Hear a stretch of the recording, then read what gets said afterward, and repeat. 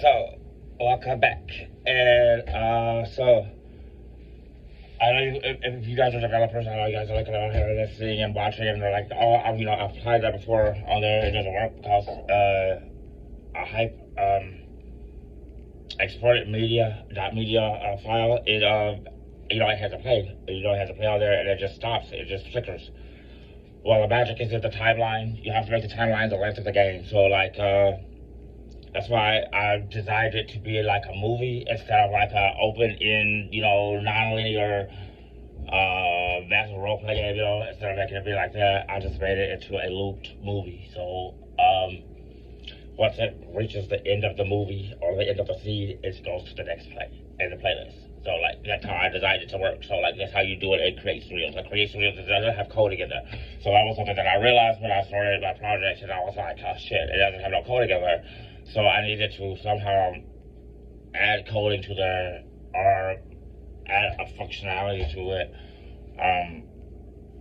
through something that was already there that I could manipulate, and that was a timeline. So I put the like the episodes, or I guess you would say the stages of the levels, are each video inside the playlist. And so like when you have a playlist that's private, though, the public cannot see what you see if you're the person that owns that channel. They just see the playlist without a list of things to go on there. It just plays like a video. And then once you put the timeline for a length to where it loops to where it is a non-stop loop, it just keeps going one way. So you say you get your movie as a 2-hour movie that you make on there. That the cinematic it's 2 hours as a whole full movie. And so that's what you put your timeline on your Create Studios. That's what you want to add as. You want to add as 2 hours, 50 minutes, 65 seconds, whatever. Just give you a little leeway for your opening and give you a little leeway for your closing. And when you open it to your Create Studios and you're ready to start designing your video game, you break down those videos on your playlist into the different levels. So like we're gonna say Neo Dynasty 18. So right now you see on that playlist, that's just the demo. So that's what it's called, demo. So it just shows you how you play this game. And Neo Dynasty 18 is a cloud roleplay game. So that's how you play the game. You just go on there and you record things and you use text and you use video to play the game. So that's why it's called a video game. That's like our little gimmicky, literal, realistic name. It's called video game because you play video, you play games using video,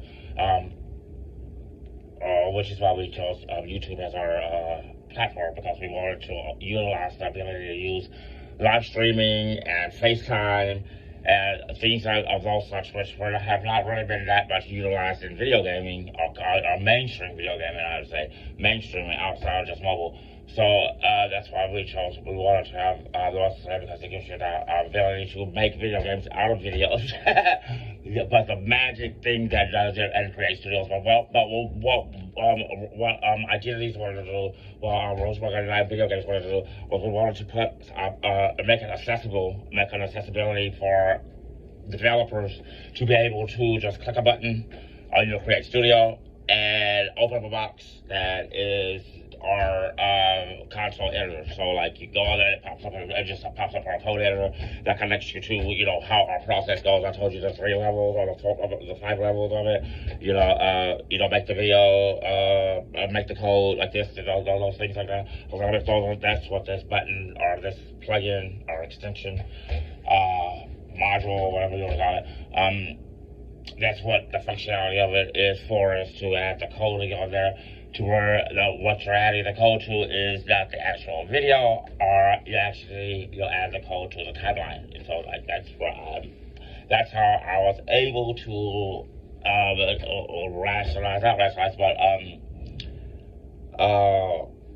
assemble the components that I needed by giving the physical presence of it the timeline. When you create or Create Studios, YouTube Create Studios, you realize that the timeline is a very important part of a movie or of a video. So it's a very important part. So it's the core of it. So if you're able to connect something to this, it will be it gives it a realness that you don't get when you watch a movie, when you're not designing a movie, when you're not designing it to be interactive. When you're just designing it to be entertaining, then you design it like what you do it, like a do or a producer or a director. But when you're designing it to be an interactive experience, you're designing it like a video game designer. So it's a little bit different because the movie director or whatever like that, their script is their physical presence. The script and video games is the physical manifestation of their ideas and their creativity and everything like that. So when a person that's designing for video games, your manifestation of your ideas or creativity is manifested through the timeline, and you add and you can manipulate it now thanks to video games console editor that you can use with our video games SDK. So thank you guys for listening, and I hope I didn't just weird you out, but that's how it goes, and that's how it's been.